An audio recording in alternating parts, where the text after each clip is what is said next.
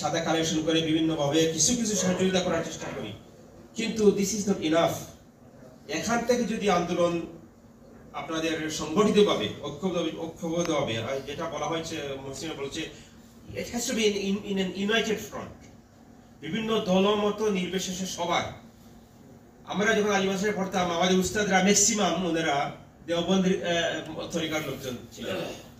হযরত মুহাদ্দিসুর রহমান, মাওলানা হাফিজুল আব্দুল বারী সহ হাফিজুল আব্দুল শাকুর, আমার মনে হয় ওনার ছেলে একজন ভাই আছেন আলতাফ, লন্ডনে থাকতো এক সময়, আপনার ছোট ভাই, হ্যাঁ আমার খুব প্রিয় ভাই ছিল, সে ঢাকায় আছে।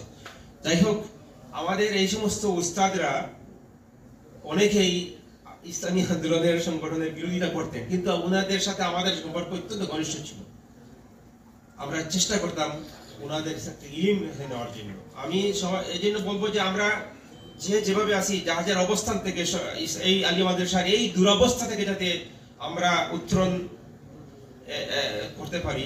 বিশেষ করে যখন শুনি এই কি বলেন, লুৎফুরা একটু আগে বললেন আমাকে, মাত্র 3 জন হাদিসের উস্তাদ আছেন সারা আলিয়া মাদ্রাসার জন্য বর্তমানে। অথচ আমরা যখন 1981-82-তে পড়তাম, তখন আমার মনে হয় অন্তত পক্ষে 12 থেকে 15 জন মুহাদ্দিস ছিলেন, এবং এরা একবারে মানে দেশ বাঁচা, দেশ বরেণ্য মুহাদ্দিস ছিলেন। তো আমি, এটা দুঃখের ব্যাপার যে আলিয়া মাদ্রাসা এখন কোথায় গিয়ে পৌঁছেছে। আল্লাহ তাআলা আমাদের এই সবাইকে এই ঐক্যবদ্ধভাবে আলিয়া মাদ্রাসার জন্য কাজ করার তৌফিক দান করুন। আমি যতদিন জীবিত থাকবো, অন্তত 1 বছরে না পারলেও 2 বছরে আপনাদের মতো এবং আরো ভাইদেরকে, মহসিন ভাইয়ের কথার সাথে একমত, আমি আরো ব্যাপকভাবে আপনাদের কাছে দাওয়াত দেব। আমি অত্যন্ত খুশি যে যাকেই বলেছি তিনি এসেছেন, আলহামদুলিল্লাহ বলেন। আমার বক্তব্য যদি আপনারা বিরক্তি হয়ে থাকেন, দয়া ক্ষমা সুন্দর দৃষ্টিতে দেখবেন। ভবিষ্যতে আমাদের মাদ্রাসা এবং আমাদের প্রতিষ্ঠানের ব্যাপারে সবার পরামর্শ থাকবে, আপনারা পরামর্শ দেবেন। আমরা দীর্ঘ 17 বছর পর খোলামেলাভাবে সিলেট সরকারি আলিয়া মাদ্রাসা প্রাক্তন ছাত্র পরিষদের পক্ষ থেকে একটা বড় প্রোগ্রাম করতে পেরেছি, এবং এখানে আমাদের প্রাক্তনরা স্বতঃস্ফূর্তভাবে এসে উপস্থিত হয়েছেন, এবং আমাদের যে ভাইয়েরা বিভিন্ন দায়িত্বে, বাংলাদেশ সরকারের বিভিন্ন দায়িত্বে আছেন, ব্যাংকে আছেন, সবাই উপস্থিত হয়েছেন। সবাইকে ধন্যবাদ, এবং যারা উপস্থিত হয়েছেন তাদেরকে ধন্যবাদ।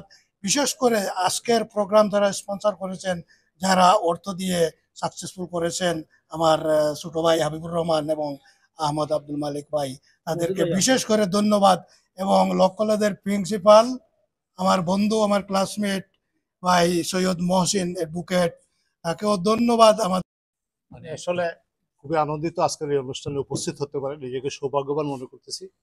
যারা উদ্যোক্তা, যারা আয়োজক, যারা সহযোগিতা করছেন, তাদের প্রতি কৃতজ্ঞতা প্রকাশ করছি।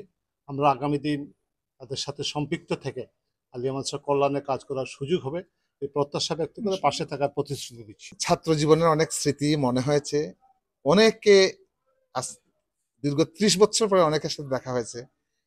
সে যে কি এক অনুভূতি, এটা ভাষায় প্রকাশ করার মতো না।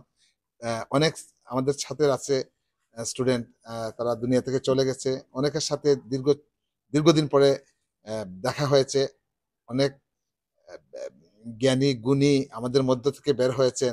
তাদের অবস্থান জেনে সত্যি নিজেকে খুব গর্বিত মনে হচ্ছে যে আমাদের বিভিন্ন ইয়ারের, আমাদের ব্যাচের অনেক স্টুডেন্টরা খুব ভালো ভালো জায়গায় অবস্থান করতেছে।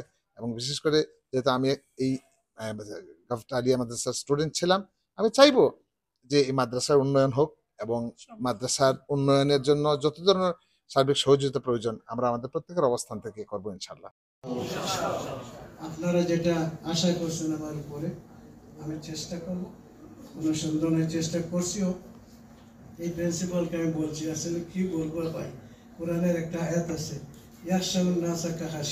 কিছু মানুষের অভ্যাস হলো এই যে আল্লাহকে যতটুকু ভয় করে তারা ততটুকু ভয় করে মানুষকে, আর আসাধ্য খাসিয়া অথবা এর চেয়ে বেশি ভয় করে। এই আল্লাহর বান্দা এই যে কতদিন ছিলেন, এই মনে হয় আসাধ্য খাসিয়া আল্লাহর চেয়ে ওদেরকে বেশি ভয় করছে, বেশি ভয় করছে। আমার একদিন হাত মিলাইতে যাই, বলে হাত মিলাইবে তো তোমার অভ্যাস দেখো, আমার সুযোগ পেয়েছো, দেখো এটা কফারা দিতে পারো কিনা। আমরা বহু চেষ্টা করছি, এরা বহু চেষ্টা করছে, আর এদেরকে পাশে যাইতে দিত না, বলে বের করে দেয় না, আমার বলছে ঘর থেকে বের করে দেয়। মানে এমন একটা অবস্থা।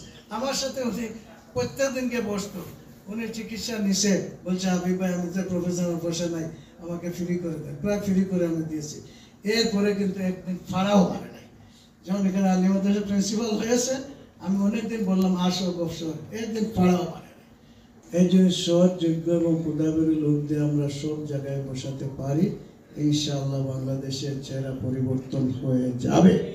আর এটা যদি করতে না পারি তাহলে আল্লাহর আইন দিয়েও কোনো কিছু হবে না। তাই আল্লাহর আইনের সাথে সব লোকের শাসন লাগে। আমরা চেষ্টা করছি যারা যেখান থেকে এই যোগ্য লোক আছে এরা চলে আসে।